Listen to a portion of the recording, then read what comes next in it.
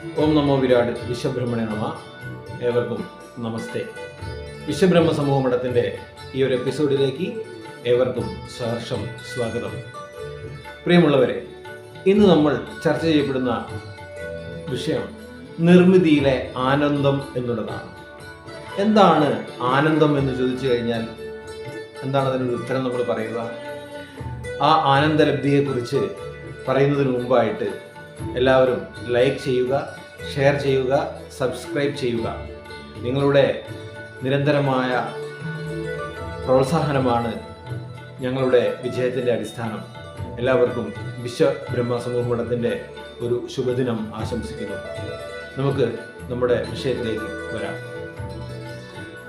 ആനന്ദം, വിശ്വകർമ്മ രചനയുടെ ആനന്ദം എങ്ങനെയാണ് നമുക്ക് ഗോചരമാവുക?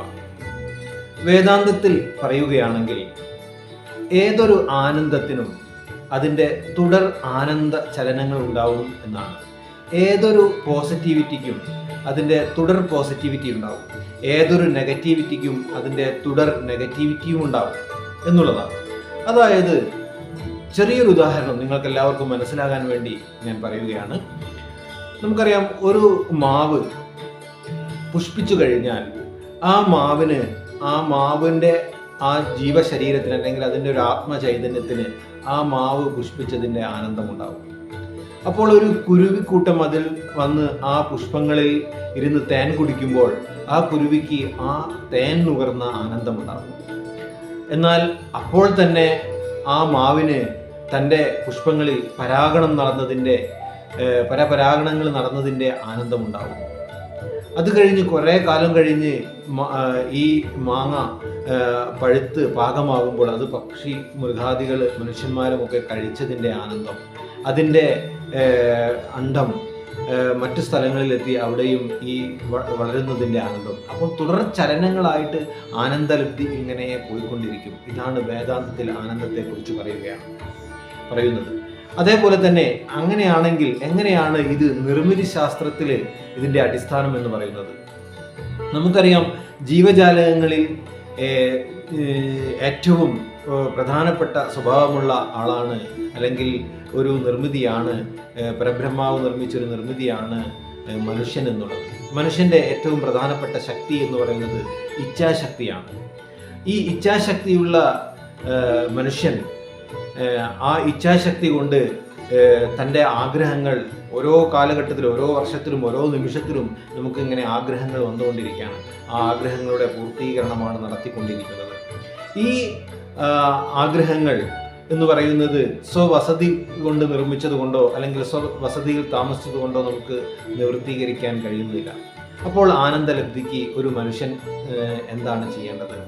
അതായത് ഈ വിശ്വത്തിൽ അടങ്ങാത്ത കമ്പനങ്ങളും അടങ്ങാത്ത വൈവിധ്യമാർന്ന തരംഗങ്ങളും വൈവിധ്യമാർന്ന ശക്തികളുടെയും കേന്ദ്രമാണ് ഈ വിശ്വം അല്ലെങ്കിൽ ഈ ബ്രഹ്മാണ്ടം എന്ന് പറയുന്നത്. ഈ വിശ്വത്തോടും ഈ ജീവിതത്തോടും തന്നെയും തൻ്റെ ജീവിതത്തിലെ നേട്ടങ്ങളെയും കൂട്ടിക്കെട്ടുമ്പോൾ അതിനെ ഇണക്കിച്ചേർത്ത് മുന്നോട്ട് പോകുമ്പോഴാണ് നാം ജീവിതത്തിൽ ആനന്ദത്തിന് പാത്രീഭവിക്കുന്നത് എന്ന് മനസ്സിലാക്കേണ്ടതാണ്. അപ്പോൾ നാം ഒരു നിർമ്മിതി ഉണ്ടാക്കുമ്പോൾ ആ നിർമ്മിതി കൊണ്ട് നമ്മുടെ ആവാസ വ്യവസ്ഥതയിലുള്ള മറ്റുള്ളവർക്ക് കൂടി അതിന് ഗുണകരമായിട്ടുള്ള കാര്യങ്ങൾ ഉണ്ടായിരിക്കണം. അതാണ് നിർമ്മിതിയുടെ ആനന്ദം എന്ന് പറയുന്നത്. ഇതേപോലെ തന്നെ എന്തുകൊണ്ടാണ് വസതി എന്ന് പറയുന്നത്, നിർമ്മിതിയിൽ ഏറ്റവും പ്രധാനപ്പെട്ടതാണ് ഗൃഹം അല്ലെങ്കിൽ ക്ഷേത്രം എന്നൊക്കെ പറയുന്നത്. ഇത് എന്ത് കൊണ്ടാണ് ഇത്രയും പ്രാധാന്യം അർഹിക്കുന്നത്?